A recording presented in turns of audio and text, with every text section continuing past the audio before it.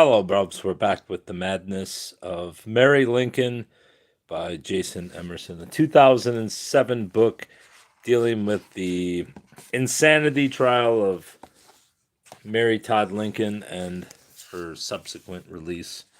We are at that point where she's being released now. Chapter 9 Resignation Will Never Come. Before the discovery of Mary Lincoln's lost insanity letters, very little was known about her time abroad from 1876 to 1880. There were approximately 100 known letters from this period, with the majority being to Mary's banker, Jacob Bunn, and containing only financial matters. She also wrote more personal letters to her nephew, Edward Lewis Baker, supplying the information about her life and travels and her continued antipathy toward her son. It was known that Mary's central residence was the resort town of Pau,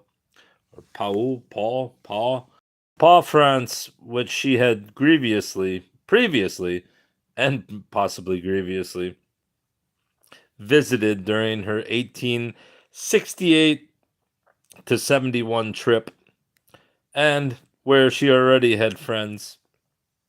Based out of Pau, Mary traveled less than she did on her first European sojourn, confining herself to various cities in France and Italy.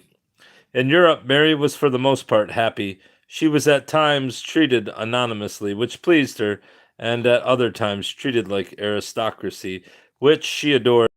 Her health continued as it had been, with fatigue, neuralgia, frequent spells of cough and cold, bodily pain and soreness, boils, and in 1879, significant weight loss. Some physicians have theorized this weight loss, as well as Mary's other symptoms, were the effects of untreated diabetes. Mary characterized it as a positive occurrence, writing, "My great bloat has left me, and I have returned to my natural size." Mary kept an astute eye on Jacob Bunn's handling of her finances. She did not bankrupt herself or go into debt, but she did spend her entire income as she received it. In fact, the compilers of her collected letters, Justin and Linda Turner, found in Mary's letters to Bunn that she showed an astonishing degree of perspicacity and control over her finances. In light of Mary's history of frequent uncontrolled spending, the Turners found the Bunn correspondence an even greater source of wonder. 10 of Mary's newly discovered letters date from 1876 to 1878 and reveal significant facts about and insights into her European years. The most striking aspect of all the letters, like the Bunn's correspondence, is that Mary sounds calm, rational, and cogent, inquiring about friends and events and offering descriptions of her travels. Mary herself explained her peace of mind in a December 1876 letter to Myra Bradwell, stating, "I am allowed tranquility here and am not harassed by a demon." The demon, of course, was Robert Lincoln, whom she later referred to as that wretched young man, but old in sin. Mary also seemed to have realized that her forced isolation from friends was not conducive to happiness or social propriety. She told her nephew, "I am aware it is entirely my own fault, as in New York and Philadelphia, in keeping myself aloof from dear friends who love me well. I propose to act in a more civilized manner in the future." Elizabeth Edwards, too, noticed the beneficence of Mary's social intercourse, for she told Robert that the improvement in her social feeling was quite manifest during her stay here, and among strangers she will yearn for home ties. But while Mary corresponded with her sister and her nephew, her true yearning for home ties was in her correspondence with Myra Bradwell.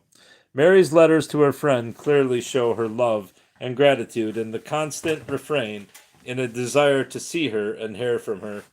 "Close your doors someday, my bright appreciative friend.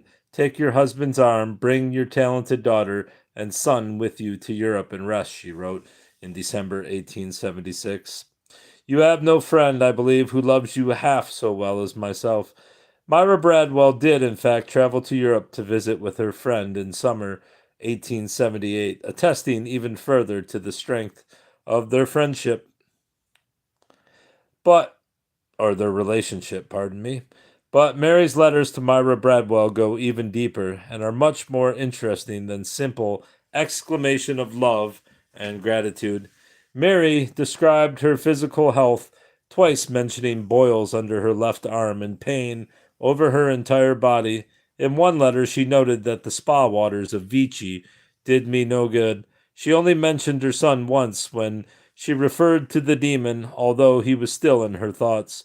As she wrote her sister, my Gethsemane is ever with me. Mary also mentioned her husband often in terms of apotheosis, although her statements do not match the historical facts, and she inflates her own importance in relation to him. My darling husband, who worshipped me so greatly that often he said that I was his weakness, she reminisced in July 1876. Such inflated self esteem and grandiosity may have been a symptom of mania. At the very least, it shows her lack of insight into how burdensome she could be to those who loved her. In April 1877, when a vacancy opened on the U.S. Supreme Court, Mary encouraged Myra to secure the seat for her husband, James Bradwell. You, with your great talents and diplomacy, could so well arrange affairs. Mary wrote, a wife can do so much for her husband, which you have undoubtedly done. This last sentence is again a subtle way of inflating her own importance in her husband's rise to greatness. While visiting Sorrento, Italy in 1878, Mary mused about how my beloved husband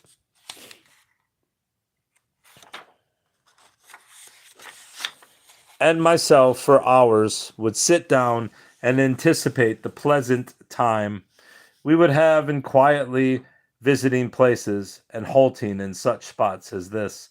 When his official labors were ended, Mary's letters from Sorrento Mary's letter from Sorrento is perhaps the most intriguing of all her recently discovered European correspondence. She spent 2 months in Italy in early 1878, visiting Naples, Rome, and Sorrento. Practically nothing is known of that trip.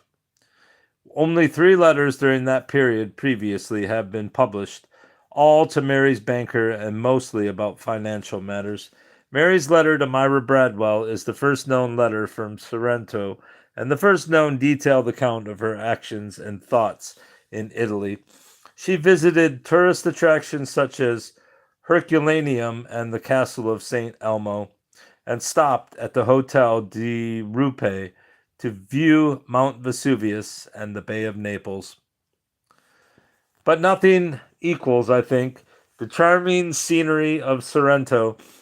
Even Mrs. Harriet Beecher Stowe's imaginative pen has scarcely done it justice, she wrote.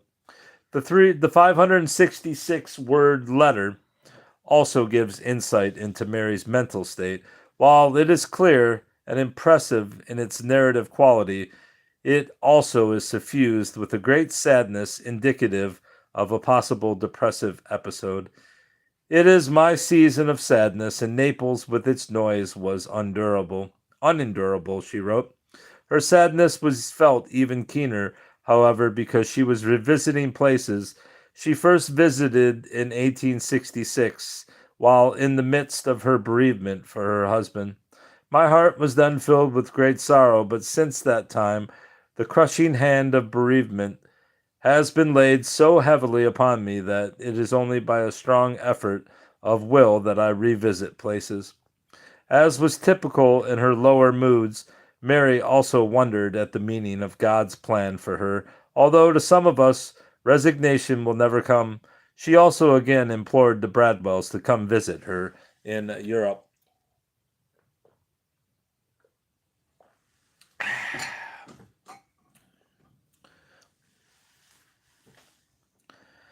During these later years of her life abroad, indicators other than her letters to Myra Bradwell showed the return of Mary's depression. She told Jacob Bunn in a letter from Naples 1 week after her Sorrento letter that her grief since her 1866 European trip had greatly intensified, and consequently, I take no interest whatever in fresh scenes and objects. She appears to have reneged on her vow to be more sociable and civilized. Over the years, her letters tell how she lived a life of quiet, I think it's quiet retreat, but sometimes sitting in a darkened, solitary room and feeling isolated from the world. I live very much alone, have a few friends, and prefer to remain secluded. She wrote her sister by October 1879. Mary was pining to return to America, saying that to such an oppressed, heartbroken woman as herself, her long absence from the United States was simply an exile. And here's her letter. First page of Mary Lincoln's letter to Myra Bradwell. As you can see, her writing's pretty good. I don't know what her age is at this point, but gotta imagine in the 60s, right? Robert, during this time, was continuing to make a success of his own life. By 1876, with 3 children and a wife to support, he focused on building his law practice, which continued to grow more prestigious. He remained in contact with his aunt, Elizabeth Edwards, who in late 1876 apologized if her actions regarding her sister had upset him. The truth is, I only, from the beginning of this unpleasant matter, wish to do my duty, depending upon the judgments of others for guidance. It may yet turn out that all parties have been too indulgent. If so, the consolation will be in having erred about Mary's shopping mania, stating her recovery from it seems so utterly hopeless. In 1877, Robert was offered the position of Assistant Secretary of State by President Rutherford B. Hayes, but declined and was appointed by the Illinois governor to the Board of Railroad and Warehouse Commissioners and to the Stephen Douglas Monument Commission. By 1879, Robert was being mentioned as a possible presidential candidate. Mary read one such press notice while in France, and despite railing against Robert for his treachery, was so elated about the possibility of him as president that she fantasized about the formation of his cabinet and imagined how her granddaughter would grace the White House.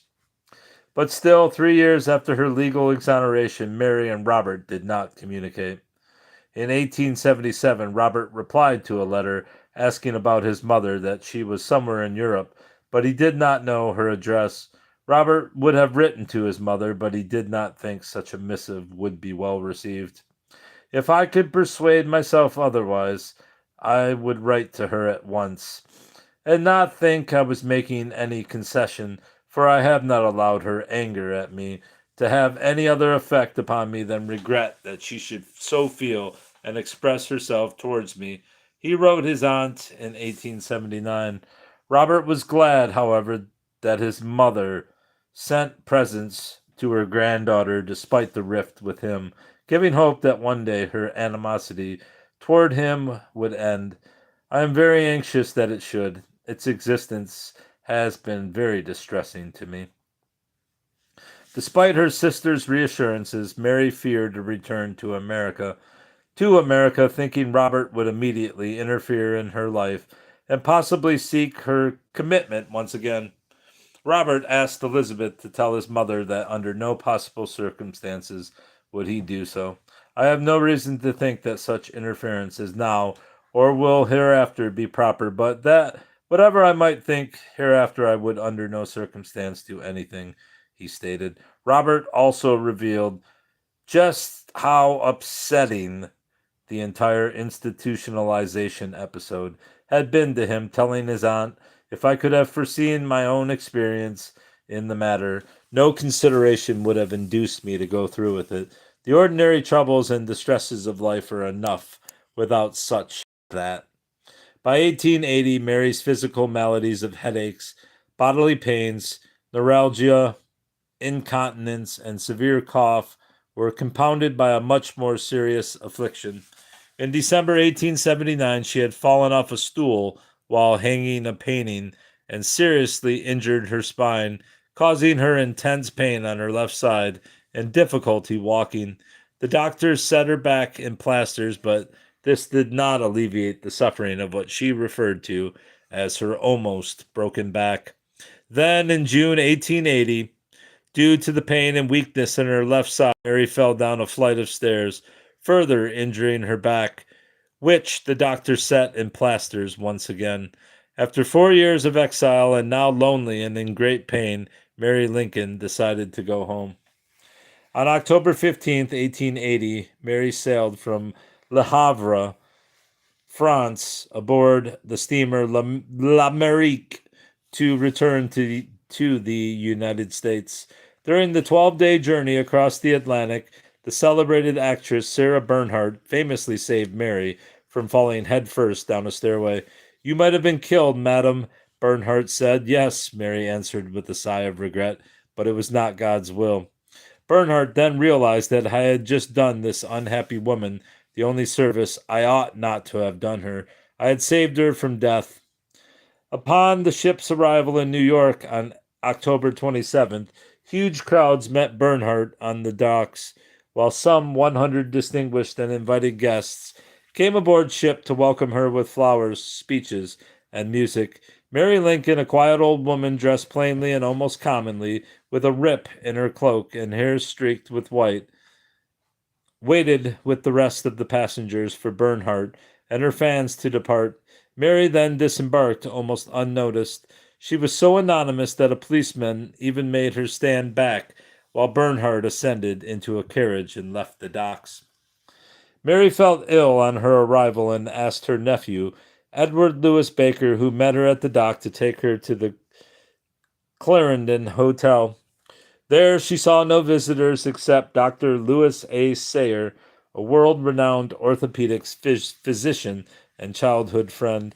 Sayer told a newspaper reporter the widow suffered from inflammation of the spine, kidney trouble, and a great mental depression, none of which was serious as long as she received the proper treatment and the sympathy of family and friends. After a few days of rest, Mary returned to the Edwards home in Springfield. The last 2 years of Mary's life were full of physical and mental suffering. Her physical health had so deteriorated, she claimed, that she needed assistance to walk, could not descend the stairs, suffered terrible headaches and swelling, and was losing her eyesight. Elizabeth Edwards, Robert Lincoln, and others considered Mary's great suffering to be at least partly imaginary. She rarely left her room, preferring to remain in the dark, lit only with candles, even during the daytime. This exasperated her sister, who wrote that Mary's enjoyment of a darkened room does not accord with my ideas of enjoying life. I have suffered from indulging her with my company until I can scarcely see to guide my pen. Mary accepted visitors, although she did not return visits. One of her old friends stated that during her final years she was bright and sparkling in conversation, and her memory remained sharp until the day she died. She read very little, although her chief gratification was reading and rereading newspaper articles that stated that she was lying at the point of death. Mary's mania for material possessions had not abated. She brought 64 trunks of clothing with her to the Edwards home, which she would go through, unpack, and repack for hours every day. Mary's niece, who lived in the Edwards home during Mary's final stay there, said her mother, Elizabeth Edwards, thought it funny that Mary was so sick, but was still able to spend all day bending over trunks. Mary had so many trunks in the Edwards' storeroom, weighing about 8,000 pounds, that the maid resigned, being afraid to sleep in her quarters under the storeroom, for fear the floor would collapse. Mary's niece later remembered her aunt was a lot of trouble to the Edwards family, although she was told not to say anything unkind about the widow in her last years, because she wasn't herself. Mary also continued to have delusions and hallucinations. She would sleep only on one side of her bed to leave the president's place on the other side undisturbed, and asked her visitors if they heard her husband's voice. Her biggest fear, however, had to do with Robert. She finally reconciled with him in May 1881. After 5 years of estrangement, although it is unknown how and why their reconciliation came about, it seems likely that Elizabeth Edwards had a hand in it. As the mother figure who understood the stubborn Mary, and the matriarch who respected Robert and always regretted the mother son rift, she was probably the only person who could have reunited them. When Mary heard that President elect James A. Garfield had appointed Robert Secretary of War, she was terrified. According to one report, she would often sit and repeat, Secretary of War, Secretary of War, then he'll be shot, sure. That's always the way in war. After Garfield's assassination, it was reported that Mary began suffering the most intense mental anguish, being so clearly reminded of her husband's murder, and became frantically afraid that Robert would be murdered as well. Garfield's assassination, or more specifically, Congress's pending award of $5,000 per year pension to Mrs. Garfield, also reinvigorated Mary's delusions of poverty. In October 1881, she returned to New York City for further medical treatment by Dr. Sayer. He told a reporter that her spine and kidney trouble was very serious, although improving, but it was difficult for her to walk and impossible for her to go up or down stairs. The main point of Sayer's publicity, however, was to announce Mary's poverty to the country, saying that her $3,000 annual congressional pension was inadequate to pay for her necessary medical care. Sayer also used the occasion to indignantly refuse suggestions that Mary was insane. She is no more insane than you or I, he declared in a phrase reminiscent of Myra Bradwell's from 1875. Like so many aspects of and events throughout Mary Lincoln's life, the suggestion that she was practically destitute created national headlines. Some newspapers accused Sayer of meddling in others' affairs, seeking only his own publicity. Other newspapers accused Mary of succumbing again to the same embarrassing delusions of poverty that led to the 1867 old clothes scandal. The Illinois State Journal indignantly dismissed the notion that Mary was neglected, suffering, and living in poverty. It editorialized that while Mrs. Lincoln is undoubtedly physically and mentally ill, she is a hypochondriac as to her health and a monomaniac on the subject of money. Some people even accused Robert of filial neglect for not taking care of his mother. Mary herself refuted that allegation, telling a reporter that both Robert and his wife had repeatedly suggested they take care of her, but Mary had refused and insisted it was her duty to live upon her own resources.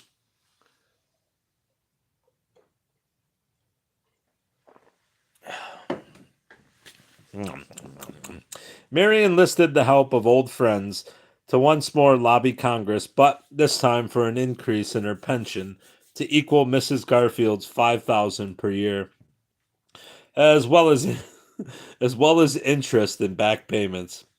Robert and Mary Harlan Lincoln helped Mary's endeavor. Whoa, the hell, almost lost it.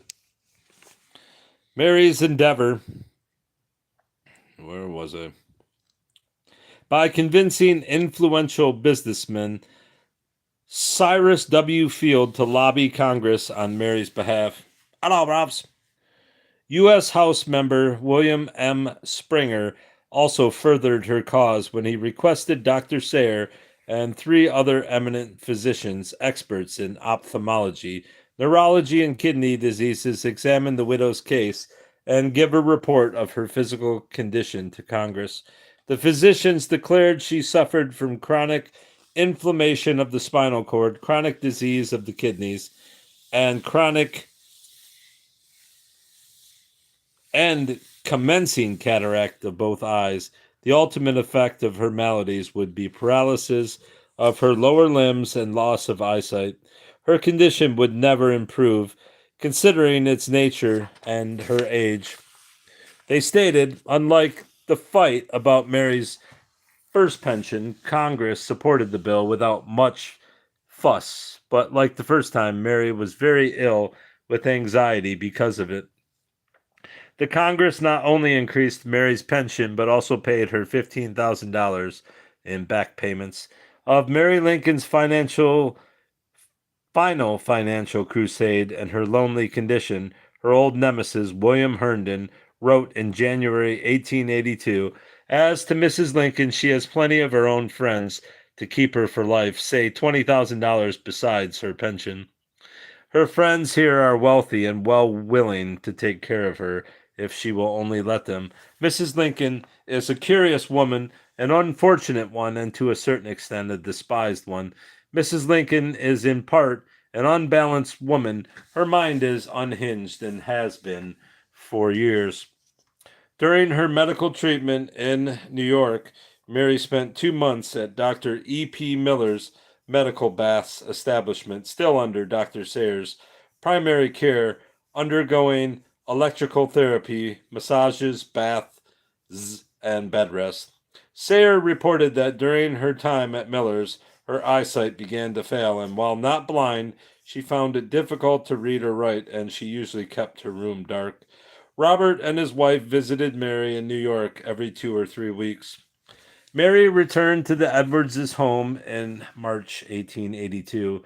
At first, she refused medical treatment, but then allowed the Edwards' personal physician, Dr. Thomas W. Dresser, to attend her. A recently publicized oral tradition states that the hospital sisters of the Third Order of St. Francis nursed Mary Lincoln in the Edwards' home during the final months of her life from March to July 1882. Hello, bros. I did all that she wanted or needed all day and all night, remembered Sister Frances Dries-Vogt. At night I sat on the chair and laid my head near her pillows. She could call me any time by touching me. Mary's health continued to fail, and by July, in addition to her spinal pain and poor eyesight, she was suffering from large boils over her entire body. Mary Lincoln died most likely from a stroke on July 16th, 1882, at the age of 64, one day after the 11th anniversary of Tad's death. Some physician historians have theorized that her final illness and death were caused, at least in part, by untreated diabetes. You said that like 3 pages back. This diagnosis was suggested by her symptoms of urinary incontinence, attacks of boils, and dramatic weight loss beginning in 1879. Dr. W. A. Evans, in his landmark psychological and to some extent physiological study of Mary Lincoln, suspected that she suffered a diabetic coma during the final week of her life. Based on his reading of contemporary newspaper reports and the fact that diabetes damages the walls of blood vessels, he agreed with Dr. Dresser's opinion that Mary died of stroke. Hello, bros.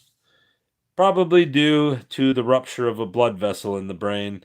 Recently, the theory that Mary suffered and died from syphilis has been propounded, although with only circumstantial evidence.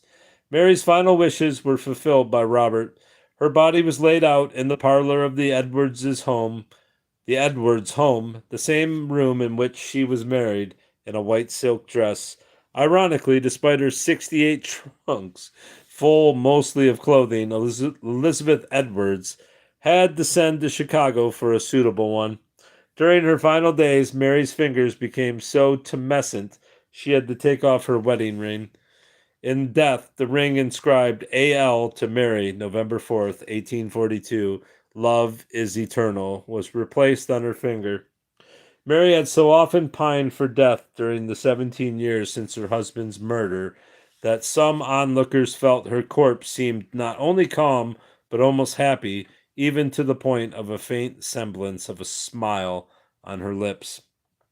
Mary's funeral was held in the First Presbyterian Church of Springfield, attended by a crowd so large that not everyone was able to enter the church. Reverend James A. Reed gave a eulogy extolling Mary's virtues, saying, while she no doubt had her faults like other women, unlike men, and made mistakes, yet she had excellence, and her virtues, which shone with all a luster all her own. As the partner of Abraham Lincoln, Mary deserved thanks for her wifely devotion. Reed likened the Lincolns to two great trees whose roots were intertwined, and when one had been blasted away, the other also died, only much more slowly. Mary's casket was then conveyed to the Lincoln tomb in Oak Ridge Cemetery and placed in the vault alongside her husband and sons, Eddie, Willie, and Tad. Mary Lincoln received the sympathy and compassion in death that eluded her in life, although her mental troubles were far from ignored. By the death of Mary Todd Lincoln, there is removed from the stage of life a figure always invested with a certain historic and tragic interest, the New York Times editorialized. It would be well for those who have been disposed to judge harshly of some of the personal characteristics of Mrs. Lincoln to remember that few women have ever been more devoted to their husbands, and that few have ever suffered so awful a shock as she when he was killed by her side. The Chicago Tribune said sorrow over her death would be felt around the country, although the death itself was her relief from years of pain. The world knows how she suffered and how her mind at times was clouded, but it can never know how desolate her life was for the 15 years that followed Lincoln's death, the paper declared. Mary's friends also mourned her loss and defended her legacy. Jane Grey Swisshelm said Mary was a person, too, whom the people of this country owe a great reparation. While she was never entirely sane, sketch of Mary Lincoln's funeral, July 19th, 1882. While she was never sane after the shock of the assassination, on most subjects Mary's mind was perfectly clear. Howard Glendon, who knew Mary slightly during the war years, stated that no matter how she acted during those terrible times, she could win no approval from Washington's society. She refused to play the martyr and did things her own way, which caused the American press and people to treat her unkindly. Her erratic behavior has been commented upon in a spirit which will not show well when all the events connected with her life have become history. Adam Badeau, an officer on Grant's staff during the Civil War, declared that the verdict of her insanity vindicated her from the odium for which she was not responsible and made her an object of commiseration. David Davis, who perhaps knew her better than most, quite simply and feelingly wrote of her, "Poor Mrs. Lincoln. She is at last at rest. She has been a deranged woman ever since her husband's death. In fact, she was so during his life." What do you got? While Mary Lincoln remained friends with James and Myra Bradwell, through the end of her life, there is no evidence they attended her funeral. Their roles in Mary's legacy, however, did not end with her death. Not only did they have more than 30 letters of personal correspondence and many gifts from their friend when she died, they also were in possession of her July 1873 will, which James Bradwell had drawn for her. Part of this will was found in the tower's trunk, along with the other lost letters. The matter of Mary's will is an intriguing one and mysterious, for Mary Lincoln was considered to have died intestate. Robert, as her only surviving son and sole heir, had to apply to the Sangamon County Court for letters of administration in order to receive her estate, which totaled $84,000 and $84,035. So what happened to Mary's will? A previously stated James Bradwell helped Mary draw one up between 1872 and 1873.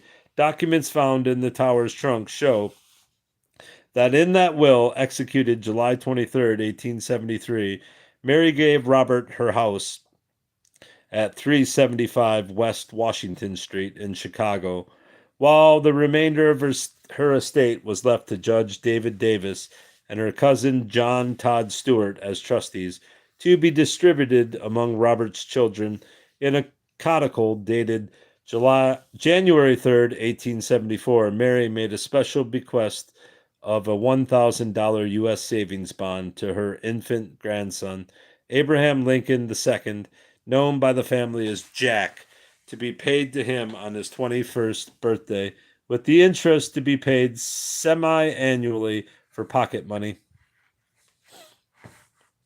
Also on July 23rd, 1873, Mary wrote a letter to be delivered to the Cook County judge upon her death to inform him that her will was completed and located in the Fidelity Bank. This letter was indeed delivered to County Court Judge Mason B. Loomis on July 20th, 1882, 4 days after Mary's death. Loomis could not find Robert Lincoln, so instead he opened the letter at the Isham and Lincoln Law Office in the presence of Robert's partner, Edward Isham. Both men declined to make public the contents of the letter.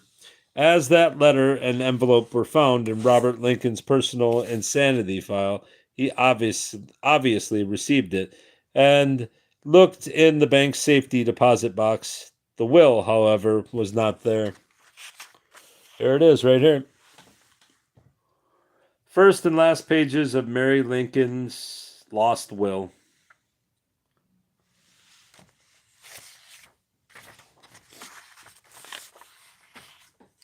It is known that Mary sought to amend her will in January and July 1874, and then requested that Bradwell send her the will in December 1875, presumably so she could disinherit Robert.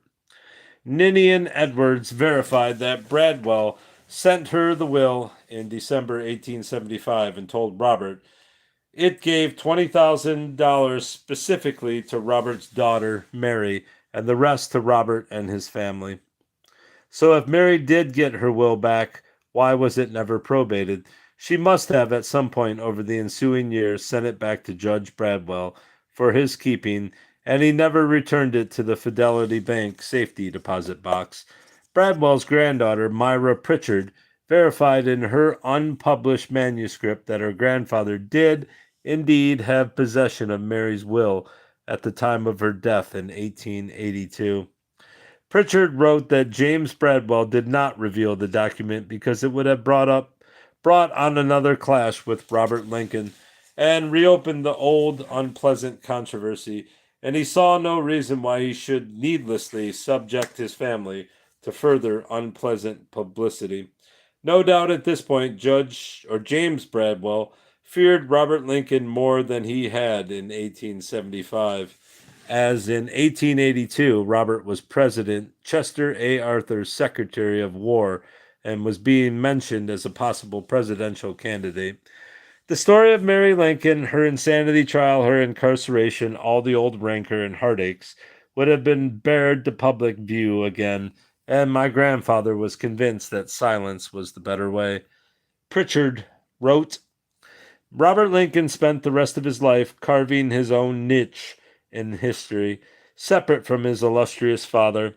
His law firm grew to become one of the most prestigious in Chicago, working cases that ranged from local issues up to the U.S. Supreme Court.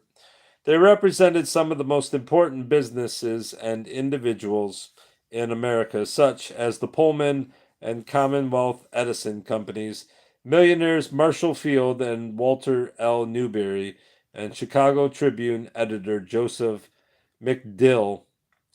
Besides Secretary of War, Robert also served as President Benjamin Harrison's minister to Great Britain. The Republican Party tried 5 times to nominate Robert to run for president, but each time he declined. The presidential office is but a gilded prison. The care and worry outweigh, to my mind, the honor which surrounds the position, Robert famously declared in 1887. Robert eventually became president of the Pullman Car Company and then its chairman of the board. He died in 1926 at age 82, a self made multimillionaire. James and Myra Bradwell spent the rest of their lives in Chicago, raising their children and attending to their individual interests. Myra continued to support women's rights and female suffrage and to publish the Chicago Legal News until her death in 1894, making it the most widely circulated legal newspaper in America. James continued as a practicing attorney, legislator, and social advocate. Upon his wife's death, he became editor and publisher of the Chicago Legal News. In the late 1890s, he gave an interview to Lincoln biographer Ida Tarbell, in which he mentioned the numerous Mary Lincoln letters and gifts in his possession. James Bradwell died in 1907. Mary Lincoln's story did not end with her death in 1882, or even with Robert's death in 1926.